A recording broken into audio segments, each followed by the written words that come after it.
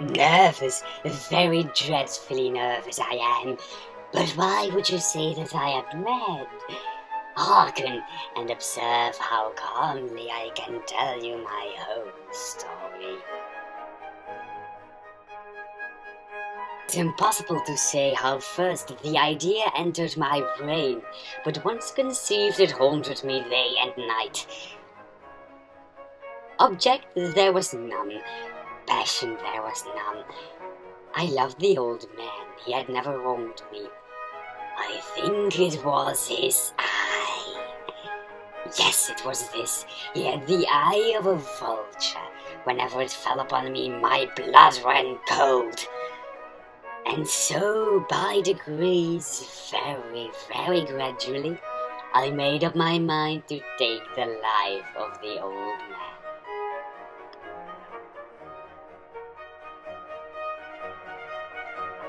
You should have seen how wisely I proceeded.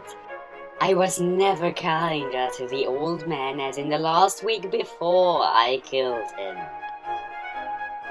Every night about midnight I turned the latch of his door. It took me an whole hour to place my head within the opening. I moved slowly, very slowly.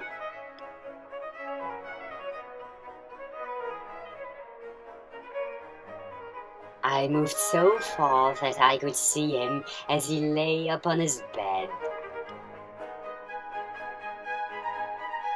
Would a madman have been as wise as this? A single thin ray of light fell upon the vulture eye. And this I did for 7 long nights, but I found the eye always closed, so it was impossible to do the work. For it was not the old man who vexed me, but his evil eye. The 8th night I was more than usually cautious in opening the door. I could scarcely contain my feelings of triumph. To think that there I was, and he not even to dream of my secret deeds or thoughts. I had my head in when my thumb slipped upon the fastening, and the old man sprang up in bed. I kept quite still and said nothing. For a whole hour I did not move a muscle, but in the meantime I did not hear him lie down.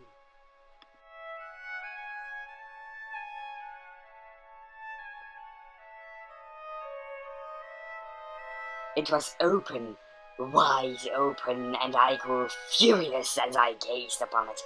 Now I say there came to my ears a low, dull, quick sound, such as a watch makes when enveloped in cotton. It was the beating of the old man's heart.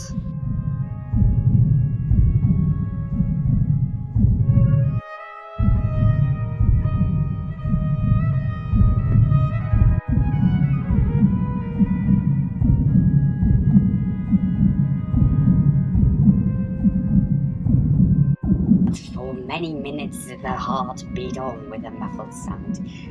At length it ceased. The old man was dead. I examined the corpse. Yes, he was dead. He was stone dead. The eye would trouble me no more. If you still think me mad, you will think so no longer when I tell you the wise precautions I took for the concealment of the body. First, I dismembered the corpse, of course.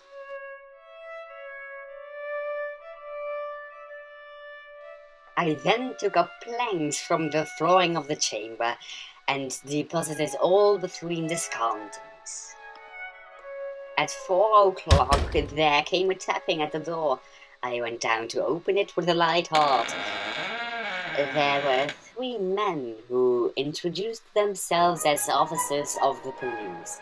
A shriek had been heard by a neighbor during the night. I bade the gentleman welcome. The shriek, I said, was my own in a dream. The old man I mentioned was absent in the country. I took my visitors all over the house, and at length I brought them to his chamber.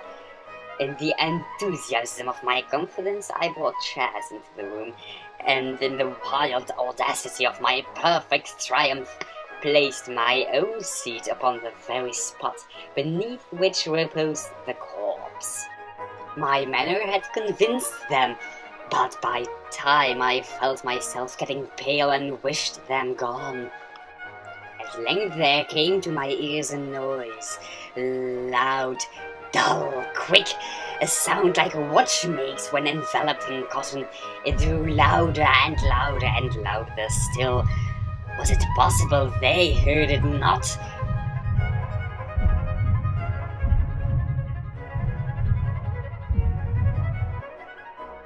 No, they heard, they knew, they suspected they were making a mockery of my horror.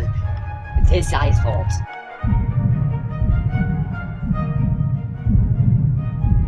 I could bear those hypocritical smiles no longer.